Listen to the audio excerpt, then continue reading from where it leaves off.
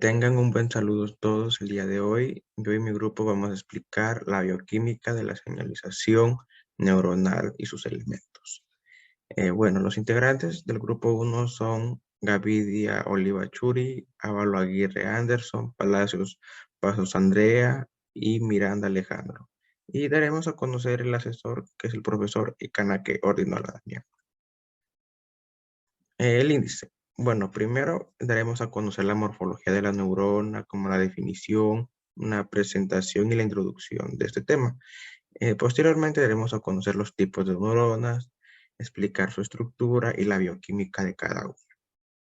Tercero, daremos a conocer la membrana celular de la neurona. Cuarto, daremos a conocer el elemento presináptico en el cual se encuentra encargada mi compañera Andrea. Quinto, daremos a conocer la hendidura sináptica en el cual se encarga mi compañero Fernando. Y por último, daremos a conocer información sobre el elemento postsináptico y sus conclusiones. Ahora daré a conocer la introducción del tema. Bueno, como nosotros sabemos, las neuronas se comunican mediante el proceso de la sinapsis, el cual puede ser eléctrica o química. Si la sinapsis es eléctrica, este proceso es muy raro verlo en los mamíferos y este proceso se da mediante un intercambio directo de los iones entre una molécula a otra, es decir, desde una neurona a otra.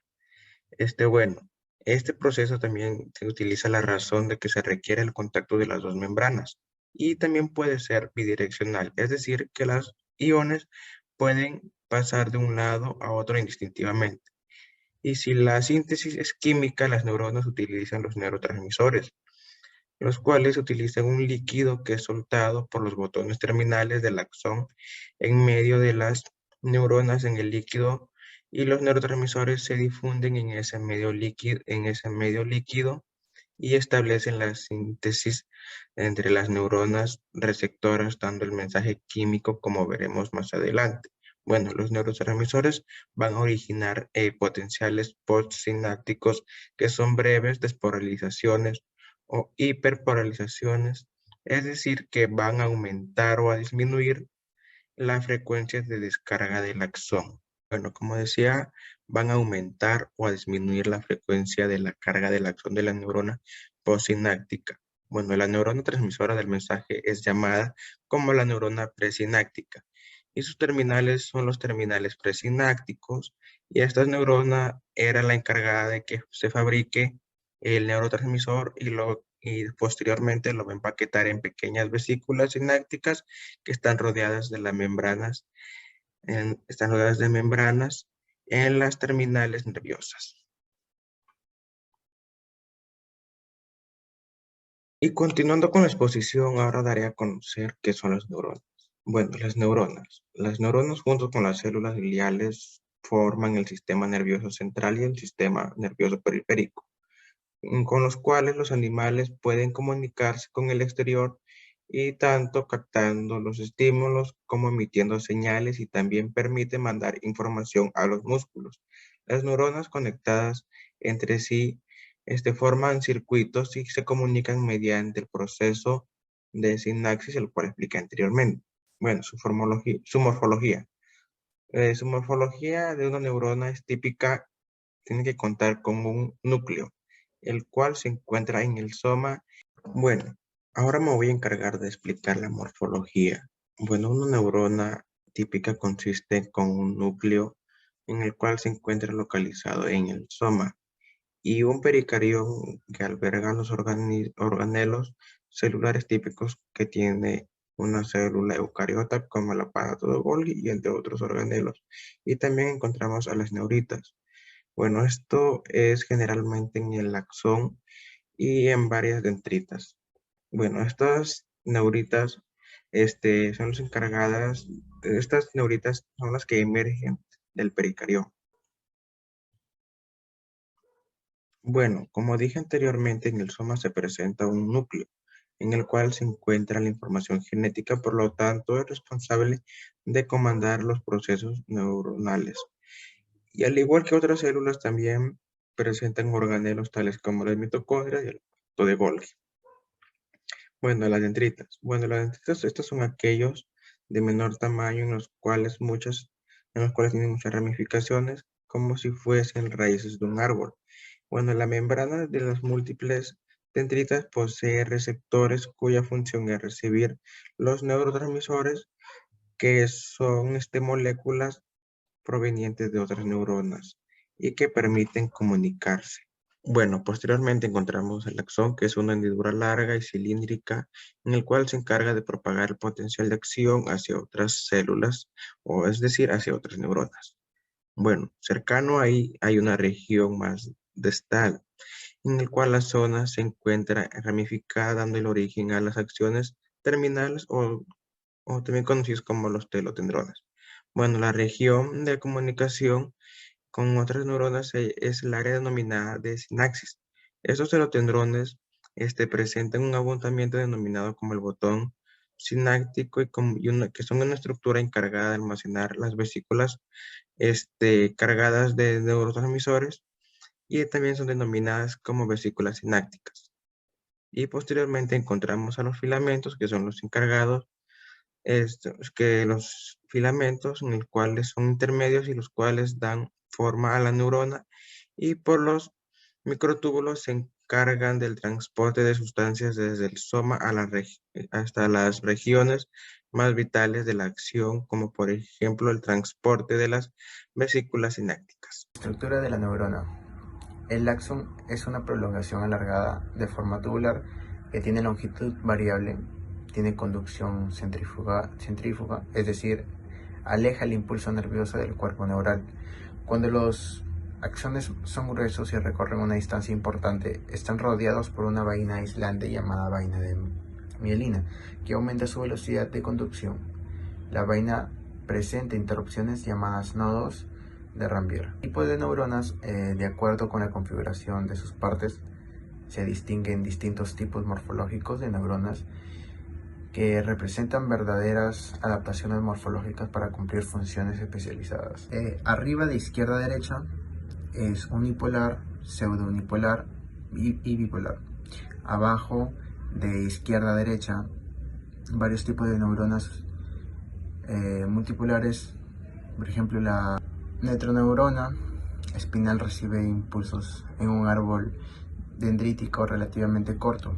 La neurona piramidal muestra una adaptación precisa a su locación y función. Se localiza en la corteza, que es una estructura estratificada en capas para las que emite prolongaciones a distinta altura.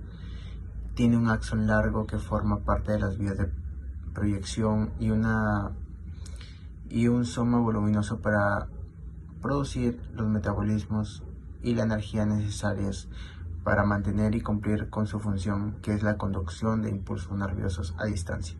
Tipos de señalización neuronal. Hay dos tipos de células en el sistema nervioso: las neuronas y las células gliales. En el sistema nervioso central, las células gliales son mucho más numerosas que las neuronas, y aunque tienen funciones muy importantes, no están especializadas para generar ni transmitir señales eléctricas. Se reconocen dos grandes tipos de células gliales: la microglía y la microglía. Los astrocitos se fijan a los capilares sanguíneos y a las neuronas y cumplen función de sostén, protección y alimentación. Los oligodendrocitos del sistema nervioso central forman una vaina de mielina alrededor del axón que lo aísla eléctricamente y facilita la conducción de la señal eléctrica. Los fagocitos son células similares a los fagocitos de la sangre que poseen función de defensa. Buenas tardes, soy Andrea Palacios Pasos y hoy les explicaré sobre la membrana celular de la neurona. Pues la membrana celular neuronal es el constituyente que juega el papel importante, el papel principal en lo que es la función de la señalización de cada neurona. Como sabemos, todas las membranas celulares muestran excitabilidad. Sin embargo, esta propiedad en la neurona alcanzará un nivel muy alto en lo que es especialización, lo cual le va a permitir responder a señales extracelulares. Esta membrana es pues una lámina que aproximadamente mide unos 10 micrones de espesor, que separa el compartimento extracelular del intracelular, los cuales, bueno, estos compartimentos tienen iones o moléculas en solución acuosa. pues esta estructura estará compuesta por una doble capa de lípidos, ¿no? Como mencioné, y por proteínas que se disponen transversalmente, ¿no? Tanto en el intracelular como en el extracelular. Pues esta bicapa es impermeable a las soluciones acuosas. Y las proteínas de esta membrana son de dos tipos. Entre ellas pues tenemos los canales iónicos y las proteínas de señal. Por un lado, los canales iónicos permiten el paso de iones por su conducto, los cuales son selectivos porque dejan pasar ciertos iones e impiden el paso de otros. Y estos canales pues son los responsables del mantenimiento de la distribución de los iones dentro y fuera de la célula. Como mencioné, no hay dos tipos de canales iónicos, entre ellos tenemos a los canales iónicos pasivos y a los canales iónicos activos. Empecemos por los canales iónicos pasivos. Estos permanecen habitualmente abiertos y no son modificados por factores externos como los potenciales de membrana, y pues diríamos que son muy importantes para el mantenimiento del potencial de reposo de la membrana. Luego tenemos a los canales iónicos activos. Estos reciben esta denominación porque se modifican con la llegada de algún estímulo. Cuando la membrana está en reposo, estos van a permanecer cerrados, pero como mencioné, ¿no? La llegada del estímulo, ya sea eléctrico o sea químico, los va a abrir y va a modificar su permeabilidad a ciertos iones, y que a su vez también va a afectar a la propagación de lo que nos refiere del impulso a lo largo del axón o mediante la sinapsis. La importancia de los canales iónicos va a radicar en lo que es la generación de señales eléctricas en la neurona, la cual pues va a dar como resultados a los desplazamientos iónicos a través de la membrana, los cuales pues van a estar regulados por estos canales. En el otro tipo tenemos a las proteínas de señal. Esta proteína de transmisión de señales es diferente porque estas no dejan pasar iones, pero cuando ciertas moléculas, en este caso neurotransmisores y hormonas, se unen a su parte extrema, se va a desencadenar una serie de reacciones químicas en el lado interno que va a modificar a la neurona. Explicando un poco las imágenes, como ya se mencionó, la membrana es una bicapa lipídica que contiene ciertas proteínas, ya que pues se disponen transversalmente con un extremo a cada lado, y que hay pues de dos tipos, ¿no? El primer tipo, lo podemos ver en la imagen, o canales iónicos, se muestran en la imagen de arriba. Estos canales van a permitir el paso de iones en condiciones como los canales pasivos, permeables a un tipo de ion o impermeable a otros, y los canales activos, estos van pues a estar habitualmente cerrados. Pero cuando se fija un neurotransmisor, como vamos a ver en la parte derecha del último, ¿no? Estos se van a abrir dando paso a un ion específico. Luego tenemos la imagen de abajo, la segunda imagen. En ella observamos a ciertos neurotransmisores que están unidos al extremo de la membrana, que desencadenan unas reacciones químicas en el interior de la célula. Entre estas reacciones químicas vamos a encontrar la liberación de una subunidad de la proteína G, que va a favorecer a la transmisión de estas señales. Siguiente diapositiva, por favor. El elemento presináptico. Este es uno de los elementos, porque hay tres, de la sinapsis química, donde pues se intercambia información entre dos neuronas. Entonces, el elemento presináptico y los botones sinápticos axonales van a constituir el terminal axónico de una neurona, donde pues para que exista una comunicación entre ambas neuronas debe llegar una señal eléctrica, como mencioné antes, en este caso un potencial de acción a este elemento, pues para así empezar a sintetizar, y va a provocar esto la liberación de los neurotransmisores o hormonas, los cuales van a difundirse o van a viajar, ¿no?, hasta el espacio postsináptico, y luego van a pasar a lo que es el sináptico, ¿no?, que diga a la hendidura sináptica y luego al postsináptico. Este elemento presináptico mide aproximadamente unas 2 micras de diámetro y tiene una forma de masa, como podemos ver en la imagen. Y este axón, antes de dilatarse, va a presentar unos neurotúbulos, unos neurofilamentos y una envoltura mielínica. en el pues se van a observar alguna cisterna también de endoplásmico liso y alguna mitocondria, como podemos ver en imagen. Pero fundamentalmente van a observarse tres elementos presinápticos abundantemente, que los cuales son pues las envolturas sinápticas del neurotransmisor. Nos vamos a enfocar un poco en estas porque lo otro ya no pertenece a lo que es la bioquímica. En las envolturas sinápticas del neurotransmisor, estas son las cuales son unas estructuras rodeadas de membrana celular y la mayoría de las veces va a sintetizar y va a empaquetarse en este terminal. En el interior podemos encontrar el neurotransmisor, el neuromodulador o la neurohormona. Y según su naturaleza química, tenemos a vesículas de acetilcolina, las cuales van a ser vesículas CS y claras, aproximadamente de unos 40 metros, y estas van a ser excitadoras.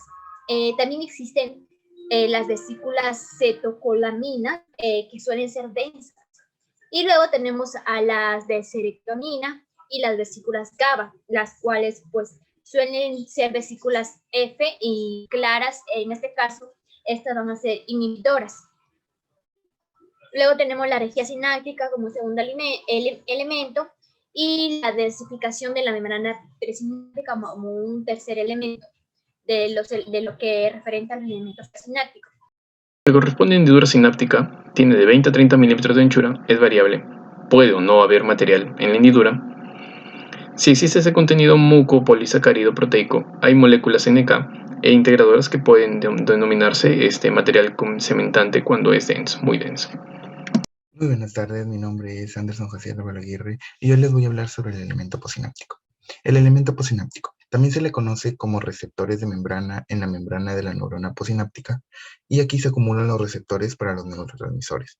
La unión del neurotransmisor con el receptor dará lugar a diferentes mecanismos o modificaciones del potencial de membrana en la neurona posináptica. Bueno, para ello, sabemos que el elemento posináptico se compone de una membrana plasmática en la segunda neurona enfrentada a la hendidura sináptica. Aunque el axón o el soma de la neurona pueden actuar como elemento posináptico, los más comunes son los troncos dendríticos y las espinas dendríticas en la cara interna de su membrana posináptica. En esta cara interna suele haber un material denso que da lugar a la denominada densidad posináptica. Bueno, también ya estando dentro de la posinapsis, podemos hablar sobre lo que es el potencial posináptico. El potencial posináptico, llamado PSP por sus siglas en inglés, es un cambio temporal en el potencial de membrana de la célula posináptica, causada por el flujo de iones cargados variando de la probabilidad de que se produzca un potencial de acción en la neurona. También es llamado potencial excitatorio posináptico, si despolariza la membrana y aumenta la probabilidad de que se dé un potencial de acción, y también llamado potencial inhibitorio posináptico, si la disminuyen, manteniendo la neurona polarizada.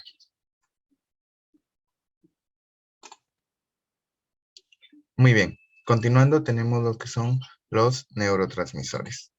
Bueno, estos sirven para que la sinapsis química que se produce entre las neuronas sea realizada de la mejor manera posible, ya que estos son los que se encargan de recibir la información y posteriormente enviar a los receptores de la célula, la cual ejecutará las funciones. Bueno, la lista de neurotransmisores conocidas ha ido aumentando desde los años 80 y en la actualidad se han contabilizado más de 60. No es extraño, pues, teniendo en cuenta la complejidad y la versatilidad del cerebro humano. En él se producen todo tipo de procesos mentales, desde la gestión de las emociones hasta la planificación y creación de estrategias, pasando por la realización de movimientos involuntarios y el uso del lenguaje. Toda esta variedad de tareas tiene detrás a muchas neuronas coordinadas entre sí para hacer que las diferentes partes del encéfalo funcionen de manera coordinada, y para ello es necesario que cuenten con un modo de comunicación capaz de adaptarse a muchas situaciones. Bueno, en definitiva, tener más neurotransmisores involucrados en el funcionamiento del sistema nervioso significa que hay más variedad de posibles interacciones entre grupos de neuronas. Algunos tipos de neurotransmisores tenemos la serotonina, la dopamina, endorfinas, adrenalina, o también conocida como epinefrina, la noradrenalina o norepinefrina, glutamato, el GABA, el ácido gamma aminobutírico, la acetilcolina. Bueno, y dentro de su clasificación tenemos lo que son aminas, aminoácidos, purinas, gases, péptidos y ésteres. Solo las nombraré porque más adelante las veremos más a fondo. Su funcionamiento. Bueno, no hay que olvidar que a pesar de que cada uno de los tipos de neurotransmisores pueda ser asociado a ciertas funciones en el sistema nervioso y por lo tanto a ciertos efectos a nivel psicológico, no se trata de elementos con intenciones y un objetivo a seguir, de modo que sus repercusiones en nosotros son puramente circunstanciales y dependen del contexto. Explicado de otra manera, los neurotransmisores tienen los efectos que tienen porque nuestro organismo ha evolucionado para hacer de ese intercambio de sustancias algo que nos ayuda a sobrevivir y permitiendo la coordinación de diferentes células y órganos en el cuerpo. Pues se clasifican también una forma más simple, los dividen en dos grupos a estos neurotransmisores. Por ejemplo, los neurotransmisores de pequeño tamaño, que constituyen un grupo muy heterogéneo desde el punto de vista químico, ya que su único punto en común, que además da nombre al grupo, es que presentan un tamaño molecular muy pequeño, como las monaminas, en donde estaría la acetilcolina, las catecolaminas, la serotonina y la histamina. Seguimos con la clasificación de los neurotransmisores. Estos clasificación, los principales neurotransmisores, va a estar en función de su naturaleza química o del efecto farmacológico funcional. Según su naturaleza química, entre ellos tenemos el grupo éster, el cual está constituido por la acetilcolina. Luego a las aminas, constituidas por la noradrenalina, la adrenalina, la dopamina, la serotonina y la histamina. Tenemos también el grupo de aminoácidos como el glutamato, el GABA, la glicina y el aspartato. Sigue luego el grupo de las purinas, donde encontramos a la adenosina y el ATP. También está el grupo de gases constituidos pues, por el óxido nítrico y el monóxido de carbono. Finalmente tenemos a los péptidos. Este grupo serán los mensajeros de molécula pequeña, con menos de unos 10 átomos de carbono. Luego tenemos, según el efecto farmacológico o funcional, tenemos al grupo de los opioides, al grupo de los factores liberadores hipotalámicos, al grupo de los péptidos cerebrointestinales y al grupo de los péptidos hipoficiarios. Por el contrario de los de naturaleza química, estos serán los mensajeros de moléculas, o mejor dicho, de péptidos con 10 o más átomos de carbono. Y finalmente tenemos una última clasificación que la constituye el lípido cannabinoides. Esta clasificación de neurotransmisores se va a explicar más específicamente con mis siguientes compañeros. Gracias. Muy bien, como siguiente tendríamos la acetilcolina. Bueno, ¿qué es la acetilcolina? La acetilcolina es un neurotransmisor. Como lo explicamos anteriormente, una sustancia química liberada por células nerviosas para enviar señales a otras células. Su nombre deriva pues de su estructura molecular, ya que está formado por un éster de ácido acético y colina. Fue el primer neurotransmisor en ser descubierto y por este motivo ha sido muy estudiado. También es el neurotransmisor más abundante y está presente en el sistema nervioso central como en el sistema nervioso periférico.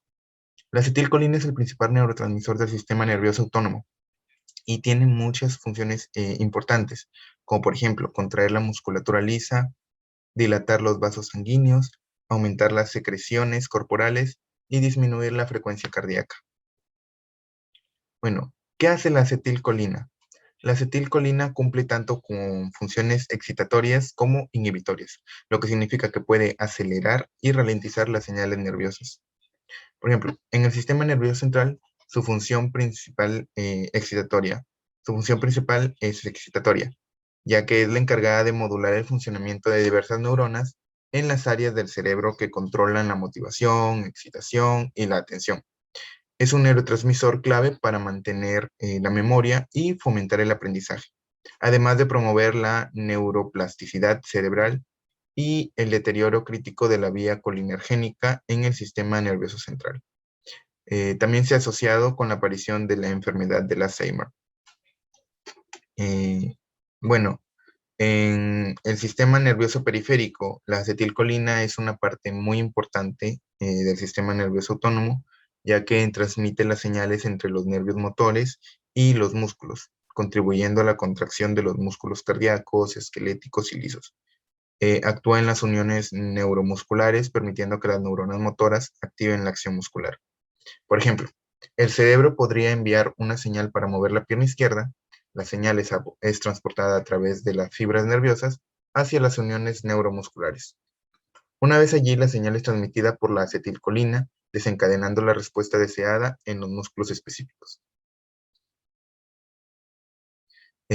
La acetilcolina se ocupa de controlar numerosas funciones corporales, ya que actúa sobre las neuronas preganglionares de los sistemas simpáticos y parasimpáticos. En el sistema cardiovascular, actúa como vasodilatador y disminuye la frecuencia cardíaca. Y también participa en la contracción del músculo cardíaco. En el sistema gastrointestinal, pues actúa aumentando la peristalsis en el estómago y la amplitud de las contracciones digestivas. En el tracto urinario, su actividad se concentra más bien en disminuir la capacidad de la vejiga y aumentar la sensación voluntaria de evacuación. Y pues en el sistema respiratorio estimula la secreción de todas las glándulas que reciben impulsos nerviosos parasimpáticos. La acetilcolina, como mencioné anteriormente, se la relaciona un poco con el Alzheimer y Parkinson. La porción colinérgica del cerebro es el área del cerebro que produce acetilcolina. El daño a esta parte del cerebro está relacionado con la enfermedad de Alzheimer, el desarrollo de esta enfermedad. Y muchas personas con la enfermedad de Alzheimer tienen niveles alterados de acetilcolina. Los inhibidores de la colinesterasa se recetan habitualmente a las personas con la enfermedad de Alzheimer en un esfuerzo por desacelerar el desarrollo de esta afección al evitar la descomposición de la acetilcolina. Y pues dentro de la enfermedad del Parkinson, la acetilcolina junto con la dopamina son los neurotransmisores que permiten movimientos musculares suaves. Y cuando hay un desequilibrio entre la acetilcolina y la dopamina, los movimientos suelen ser inestables y desiguales, lo cual es una característica muy distintiva de la enfermedad del Parkinson. Las aminas biógenas. Las aminas biógenas forman parte de un grupo de neurotransmisores que incluyen los catecolaminas, la serotonina y la histamina, cuya síntesis se utiliza para los aminoácidos precursores. El primer paso es limitante para las catecolaminas, cotalaminas, que consiste en la transformación de la tirosina en dexilfenilalanina por la acción de la tirosina hidroxilasa, que también tetroproterina como un cofactor convirtiéndose en demiltriptolato, cuyo reciclaje a su vez se convierte en la dopamina por acción de descarboxilasa de aminoácidos aromáticos, que se utiliza como fosfato pirodoxal, como cofactor de neuronas, de noradrenalinas y la extracción de la dopamina, que permite la transformación de la dopamina en el paso de el ascorbato como cofactor. En las neuronas noradrenérgicas, la expresión de la dopamina de la beta prefiere la transformación de la dopamina, cuyo paso se utiliza por el ascorbato como reductor. Finalmente, la adrenalina se sintetiza a partir de las noradrenalinas feniltolina de N-metiltransferasa, que se utiliza la feniltolina como donador del grupo metilo, lo que explica que la vitamina B y el folato, por su síntesis de la adrenalina que tienen únicamente la médula suprarrenal y algunas renales. La inactivación de las catecolaminas se produce por los receptores presintápticos y la degradación de la enzima, que pueden ocurrir tanto en terminales presintápticas como en células glías y células endoteliales.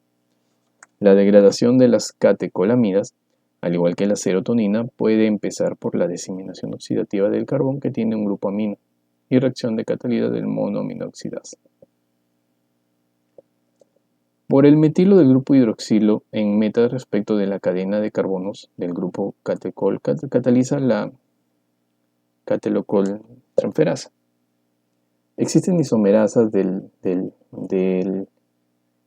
monoaminoxidasa que también que pertenecen a la adrenalina y a la serotonina, que desaminan con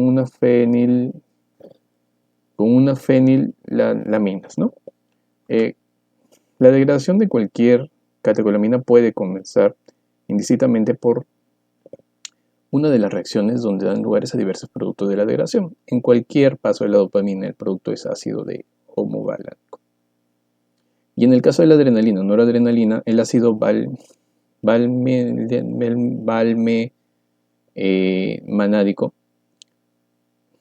Estos compuestos tienen una importante clínica y aumenta por el aumento de cada estos ácidos. La orina es un marcador de diagnóstico de fenocromocitoma, un tumor de la médula suprarrenal, por otros niveles también de la HbA, e indicadores también de la degradación de la dopamina y disminución de la enfermedad de Parkinson, ¿no?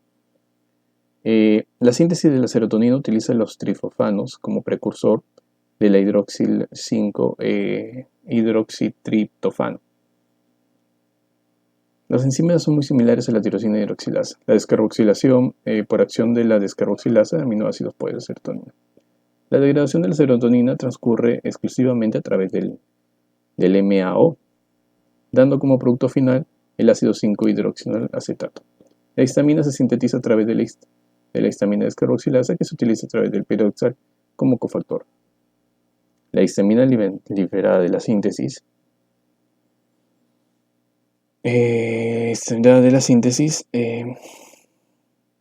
pueden ser capturadas por las glías y expresarse a transportadores de la histamina. La histamina actúa con el cerebro como neurotransmisor excitatorio, pero también funciona como molécula mensajera de los tejidos. Por ejemplo, su liberación de mastocitos de liberación de respuestas causadas. Los antihistamínicos atraviesan la barrera hematoencefálica a través de bloquear los neurotransmisores de la somnolencia que provocan estos fármacos. Muy bien. Aunque la adrenalina puede funcionar como un neurotransmisor, su papel de funcionamiento del sistema nervioso queda en realidad completamente relegado por la noradrenalina. Si bien utilizamos como término adrenérgico, esta paradoja se debe a que la potente producción de la adrenalina de la médula ósea de las glándulas suprarrenales como consecuencia de una activación en el sistema simpático tienen consecuencias generalizadas e iguales de acción de noradrenalina liberados en una neurona postsimpática y una vía autónoma. La noradrenalina, por lo tanto, es una acetocolamina que sí se utiliza como neurotransmisor del sistema nervioso y que podemos tener como una masa más compacta densa de neuronas adrenérgicos que constituyan un locus cerebelosus y que perfectamente esté identificado en el tronco cerebral.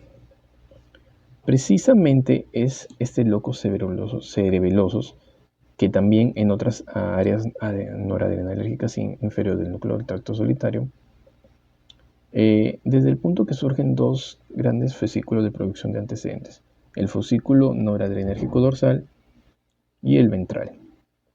Ambos fascículos tienen una especial implicación a niveles de la activación córtico superior, del sistema límbico y del diconcéfalo.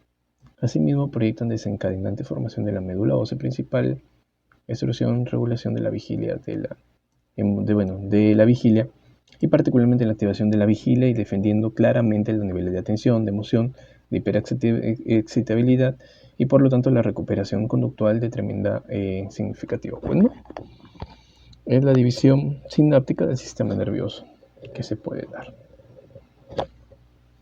Muy bien, la dopamina y la serotonina. La dopamina es un transportador químico de nuestro sistema nervioso central. Es un neurotransmisor. Este transmisor funciona como para conectar las neuronas entre sí y puedan transmitir señales de impulsos eléctricos. La dopamina es liberada por neurodopaminérgicos, siendo sintetizada por el aminotirosina. Se encuentra principalmente como sustancia negra del cerebro y a partir de este punto se libera en diferentes vías de función de dopaminas. El neurotransmisor se activa como receptor celular del D1 al D5 y su activación de diferentes funcionalidades de dopamina en el organismo.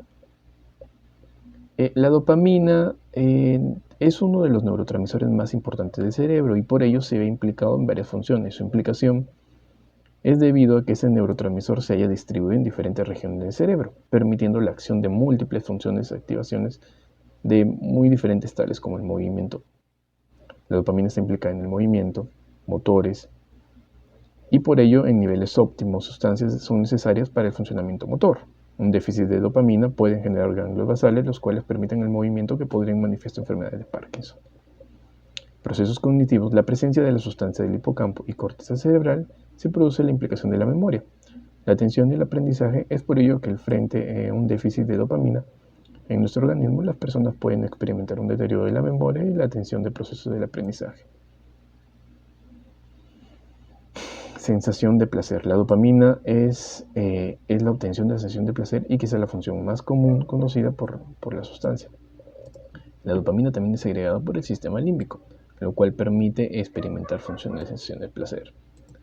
Cuando la activación que no nos gusta ha incrementado, la liberación de dopamina, lo cual produce obtengamos sensación de placer y de recompensa.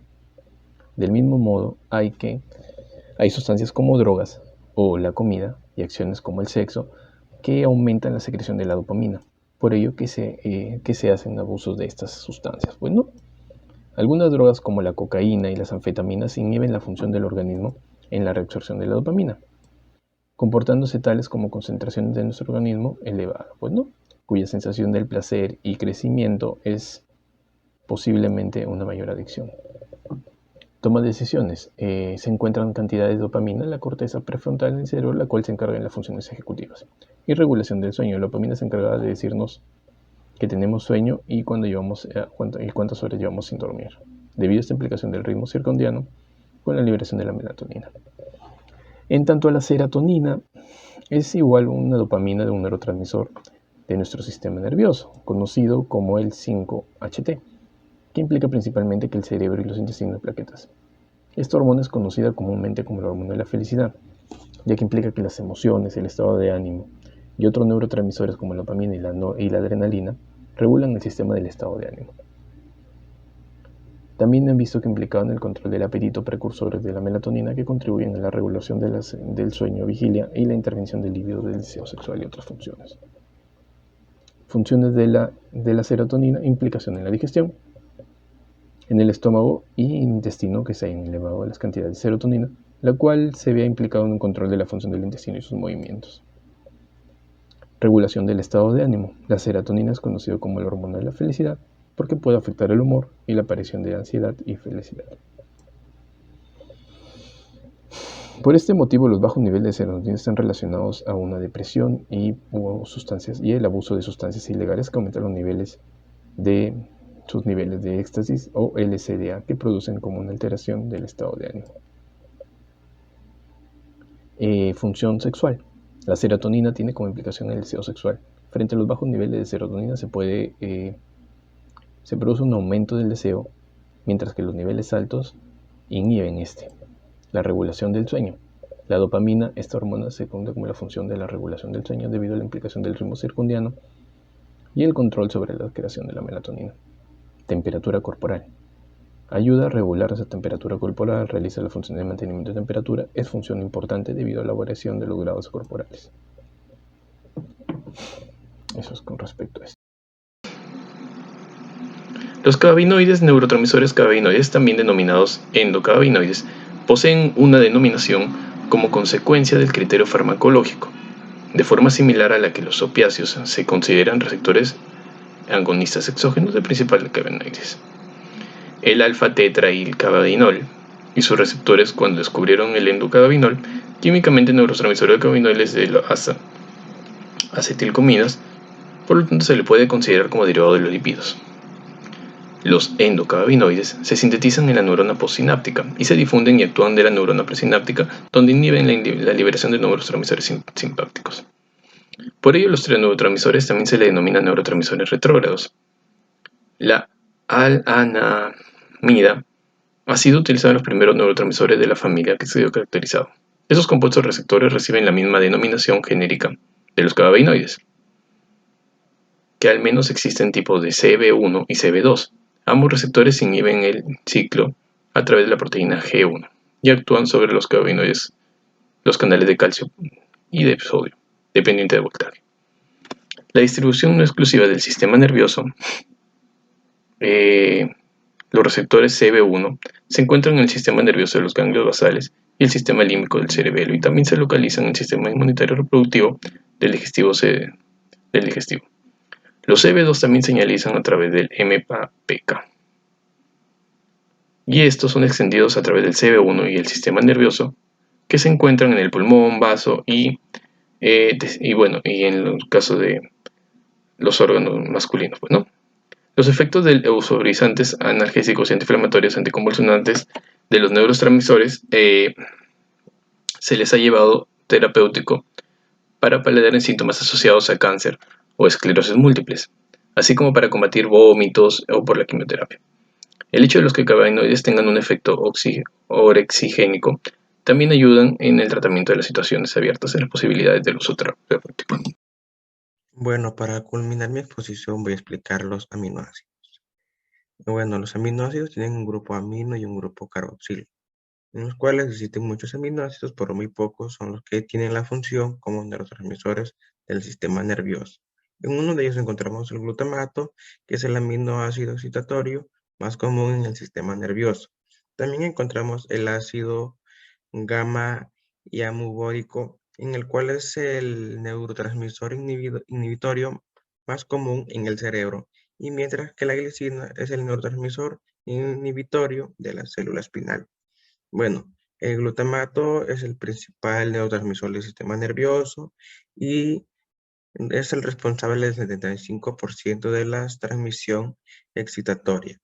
Bueno, este también actúa a través de los receptores acoplados a los canales iónicos y a los receptores acoplados a proteínas. También es responsable del 90% de la sinapsis. Y después encontramos al GABA. Bueno, este se reduce como la actividad neuronal, que también tiene un papel muy importante en el comportamiento de la condición y la manera como el cuerpo lidia y contribuye con el control del motor de la visión y regula la ansiedad entre las funciones corticales. Bueno, también ayuda a controlar el miedo, ansiedad, y cuando las neuronas se sobreexcitan y los niveles bajos son asociados a los trastornos de ansiedad, problemas para dormir, depresión y esquizofrenia. Los neuropéptidos. Los neuropéptidos son pequeñas proteínas o polipéptidos que funcionan como neurotransmisores. Se ven generalmente a receptores ligados a la proteína G. Hay raras excepciones en las que los receptores de péptidos como la insulina son enzimas y actúan como manera similar a neurotransmisores.